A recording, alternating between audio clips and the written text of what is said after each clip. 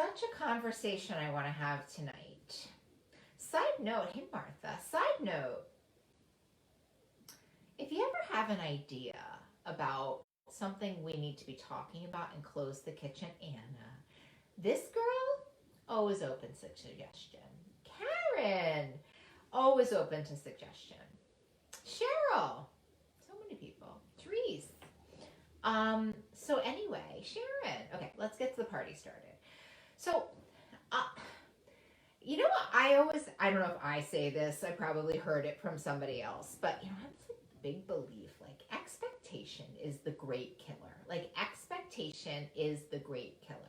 And I say that a lot in the spiritual realm. And like, I once treated this guy, so in Leah, so in like in every single relationship that you have, like in your whole life, this relationship hits three phases, right? Honeymoon phase, frustration phase, and then acceptance phase. And like we want to be living in acceptance. But here's the thing about diet culture and like what diet culture has done to us. Diet culture has sort of made us believe that our whole relationship with food should look like the honeymoon. Like it should just be big and sexy and amazing and not have any problems. And so that when we hit a frustration mark in our relationship with food, I really want to talk about this is like really what I want us to know, because I mean, anyway, so that when we hit a frustration mark in our relationship with food, when we're sick of like, you know, when we're like sick of our meal plan and we just want to have something sweet, you know, somebody was talking about that in the Facebook group. She was like, I can't handle this food anymore. Like I need to have, I think I need to have something sweet, you know? The problem is that when we hit frustration, right? When we hit frustration, because of our relationship history and because of diet culture, when we hit frustration, we're like, you may have great relationships, right? But like your relationship with food's like, we need some rehab. So that when you hit these frustration marks, when you're like, I don't like anything I'm eating, or like my jeans still don't fit, right? When these things happen, because of your relationship with diet culture, you hit this frustration point and you're like, well, it was a good run. You know what I mean? Like we only live in these two realms in diet culture, which is, oh my gosh, it's amazing. Like I love the food. I'm working out every day. Like it's incredible. Or like, well, I'm not into the food anymore. So I guess that's that. Do you know what I'm saying? And guys, like that is so not how healthy relationships work, right? Like, and we talk about this all the time, but I want to talk about it over and over and over again. Number one, having frustration in your relationship with food is completely normal. 100,000% completely normal. Having frustration in your job, in your relationship with your work is completely normal. I have the dream job. You don't get better than my job. I get frustrated with it sometimes. I'm not like, well, closing down Beacon, closing down Molly Carmel. We're always saying this thing that she's getting sick of eating the same thing. Yeah, getting sick of eating food is like normal. Like we're in a pandemic, my loves. Like chill and like switch it up. So the thing is like we get like when you get frustrated in your romantic relationships or in your friendships, you don't just like end the relationship, right? And what I want us to start to see is that when we start to get frustrated, it's such an opportunity for examination. It's such an opportunity, right, for us to get curious. And by the way, if you've just been in honeymoon where you're like, oh my God, this is so amazing. I'm so obsessed with this. Oh my God, this is the best thing that ever happened to me. If you don't hit frustration, it hasn't gotten real. Do you know what I'm saying? Like, and by the way, if you have other relationship problems, like this is a good talk for anything, right? Like if you, it's so important that you start to take frustration less intensely, right? That you start to take these moments of frustration as learning experiences, and because the problem is that when we get frustrated with our food or with our weight release or just like with our lives, and we take it out on our food and we're like, I can't do it anymore. Like, I can't do this. I can't focus on the food, whatever it is. Right now, or usually because of diet culture, we're so cued for that to be the end. Does this make sense? We're so cued that when we hit frustration, that's the end of it, right? That we've had a great run, that the diet's over, and then by the way, that cues a binge. And then the game is on, as they say, right? And so somebody wrote this on the Facebook page today, which I really, really loved. Somebody was asking about exercise on the Facebook page, and somebody said, you didn't talk about exercise in the book. And somebody actually answered it for me, which was pretty incredible. Yes, Jess is like, yeah, I get frustrated and I start looking for a different plan. By the way, like, as I say in Breaking Up with Sugar, that's why we're freaking chronic cheaters. Do you know what I mean? Like, we're like on this plan, and then something else looks better. We have a day where, like, we go to a party and everybody's keto, and we're like, well, I need to go be keto now, right? And what we do is that we cut and run, and we cut and run to the next plan, and then that fails us, and the next plan, and that fails us.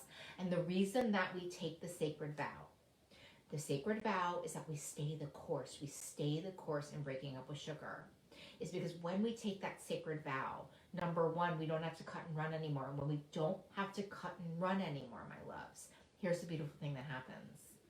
We get to grow and change and negotiate and create the relationship of our dreams with food. We have certain guidelines that we adhere to if you do the Breaking Up with Sugar plan. And then we get to like move it and adjust it. And then we learn beautiful things in creating a relationship with ourselves, right? Like everything's reparable. Like I can make a mistake and get back on.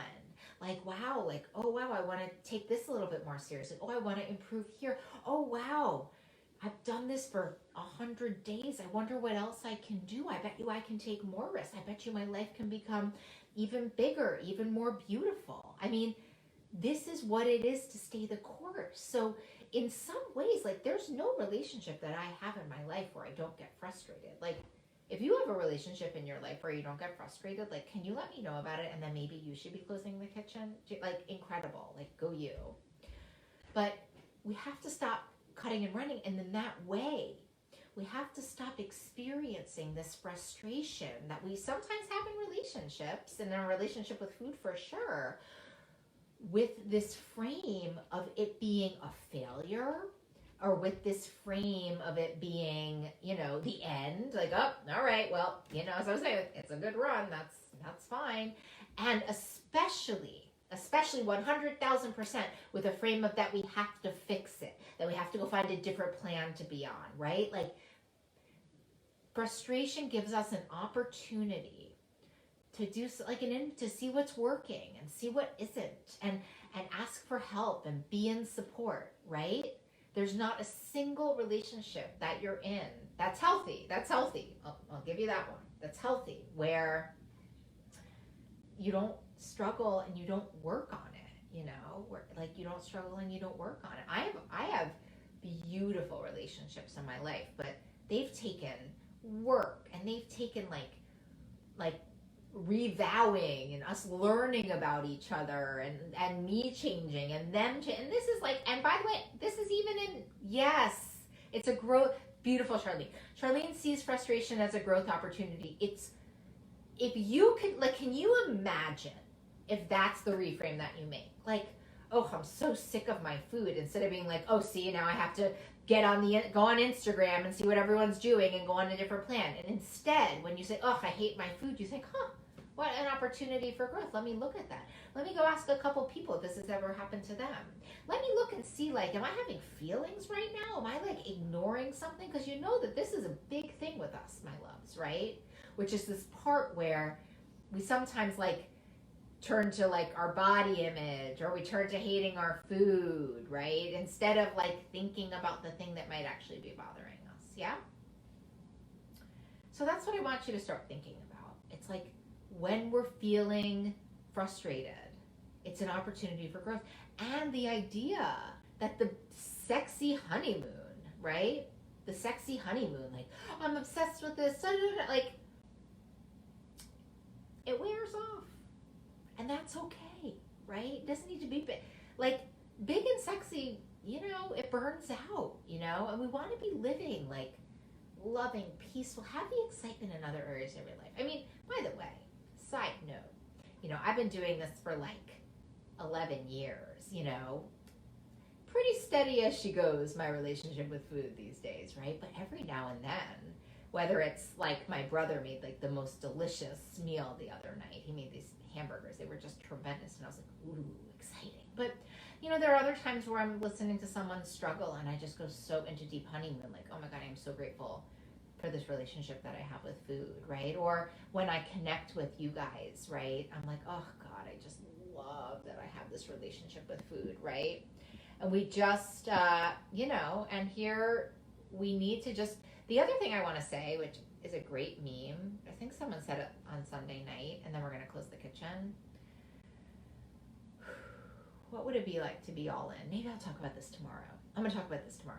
Forget it. I'm not even going to get into it now. I'm going to talk about it tomorrow.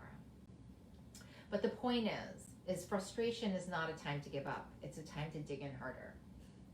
Frustration is not a time to turn away from your program. It's a time to dig in deeper, to see what's going on with you, to like take care of yourself. Don't be fooled. Don't be fooled by diet culture, my loves. It's a farce. And it's trying to get you off of your path. And you're on a beautiful path to the big, beautiful life that you deserve. So, you know, you're feeling frustrated. It doesn't mean you turn to the kitchen tonight. It means you turn within, right? You turn within. With that, my loves, let's put our hands on our hearts. And it is time, oh good, I'm so glad, Sharon. Frustration is a time to dig in deeper, figure it out. And if you can't figure it out, ask for help. Ask for help. Okay, so we put our hands on our hearts for ourselves, for our recoveries. We put our hands on our hearts for our beautiful CTK community. Put our hands on our hearts for those suffering outside. And here we go. Candy is closing the kitchen in her first week. Woohoo! She says she's on honeymoon. Candy, you know what I say. Ride the honeymoon, girl. You ride it till it's over. Sam's closed the kitchen. Anna's closed the kitchen. Emily's closed the kitchen. S. Johnson's closed the kitchen. Film Strips closed the kitchen. Amazing. Bernadette's closed the kitchen. Fabulous. Janet's closed the kitchen. Zach has closed the kitchen. Sherry, I saw you today. Close the kitchen. Leah, woo, good job. Rachel's closed the kitchen. Sharon's closed the kitchen. Lisa, Charlene, I miss you, Mama. Stacy's closed the kitchen. Susie's closed the kitchen. Rose closed the kitchen. Abby, woo woo. Oakla's closed the kitchen. Janice, Liz, Abby, get it, girl. Karen, I love you too. Sue has closed the kitchen. Alicia, amazing. John Marie, amazing. Day 29, get it, girl. Woohoo. Crystal's closed the kitchen. I closed the kitchen at 6:45 tonight. I told my family. I said my kitchen's closed. I might have a cup of tea, let me be honest. But my kitchen is closed too, my loves. So tomorrow we're going to talk about 99% versus 100%. There's a topic. I never have a topic. But I do love you guys so much. And if nobody has told you that they love you today, please know that I love you and I'm here rooting for you, and we will do it all again tomorrow night. Oh, good job. Amanda closed the kitchen. Last minute. Yeah, it's the best. They didn't really listen to me. I don't think they really cared, but I told them. I said, my kitchen's closed. I love you too, Lisa. Mwah, all in. I'll see you guys tomorrow night. We'll talk about being all in. Love you. Bye.